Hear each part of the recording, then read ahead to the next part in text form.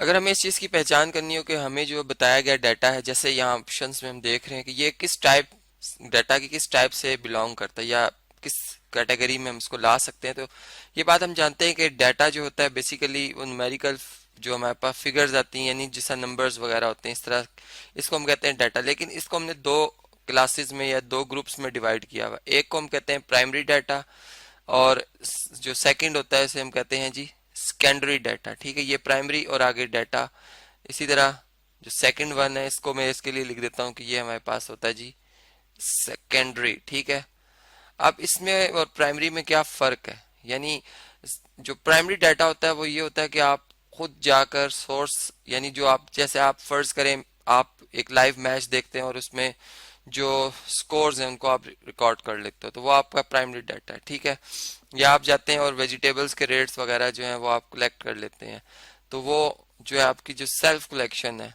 ठीक है, जिसमें कि किसी और जो है आपने सोर्स का सहारा नहीं लिया, खुद उस पर सारा वर्क किया, तो ये आपका जो है वो क्या होगा जी प्राइमरी डाटा। अगर फिर अब आप क्या करते हैं कि आप एक डाटा ऐसा कलेक्ट करते हैं जैसे आपने न्यूज़पेपर्स वगैरह से वो डाटा कलेक्ट किया। ठीक है, या इस तरह से है कि उस पर किसी ने पहले एक वर्क किया है, जैसे उसमें उसको उन्होंने अरेंज करके एक ऑर्डर में लिख दिया हो, सीक्वेंस में लिख दिया हो। ठीक है, तो अगर उन्होंने सीक्वेंस में लिख दिया और आपने उस डाटा की मदद से फिर आगे उस पर वर्क किया, तो चूंकि उन्होंने पहले उसको सीक्वेंस कर दिया हुआ है तो इसलिए वो सेकेंडरी डाटा बन जाएगा।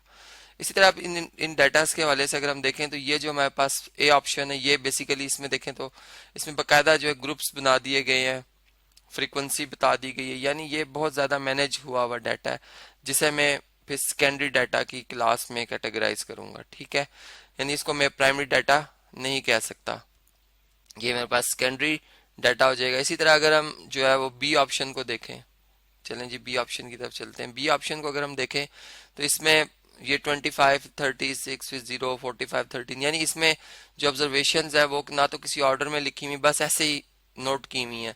तो ये बेसिकली जो इस किस्म का जो डाटा होगा, ठीक है, इसे हम कहेंगे कि ये हमारे पास है जी प्राइमरी डाटा। ठीक है, यानी यहाँ पर चूंकि सब वर्क हमें करना है, ठीक है, तो ये हम क्या कहेंगे, ये हमारे लिए क्या जी प्राइमरी डाटा है। इसी तरह अगर हम फर्ज करें, यहाँ पे आते हैं, अभी देखें एक सीक्वेंस में है, यानी 23, उसके बाद 36, 56, 85। अब यानी इस डाटा में ये एक रॉ डाटा था, लेकिन ये भी एक रॉ डाटा है, लेकिन इसमें एक सीक्वेंस इसको कर दिया गया है, इसलिए हम अब इसे प्राइमरी डाटा नहीं कहेंगे, इसे हम कहेंगे कि ये हमारे पास क्या है जी सेकेंडरी डाटा है। ठीक है, तो इस तरह से ये भी हमें इस चीज़ का भी अंदाज़ा हो जाता है। अब हम नेक्स्ट अगर देखें डी ऑप्शन को, तो डी ऑप्शन में ऐसे है कि एक ग्राफ हमें नज़र आ रहा है, और इस ग्राफ में अगर हम देखें तो इसमें जो है वो कोई पर्सन है कैंडी, जिनकी 1994 में जो, या कैंडी सेल्स, चले हम इस तरह से कह लेते हैं कि अगर हम कैंडीज के हवाले से बात कर रहे हो, ठीक है, यानी यहाँ पर्सन का नाम भी हो सकता है और किसी प्रोडक्ट का भी नाम हो सकता है।